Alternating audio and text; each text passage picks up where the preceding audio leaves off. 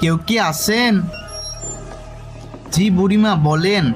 আরে বেটা, আমি তো আমার গ্রাম থেকে আসছি, কিন্তু এখন আমি আমার গ্রামের রাস্তা ভুলে গেছি। আজকে আপনি এখানেই থাকেন?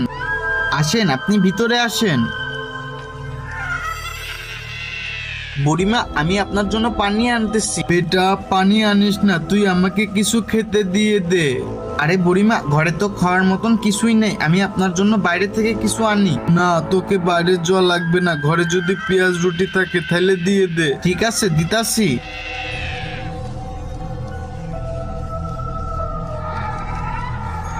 এই নেন বুড়িমা, আপনার পেঁয়াজ রুটি।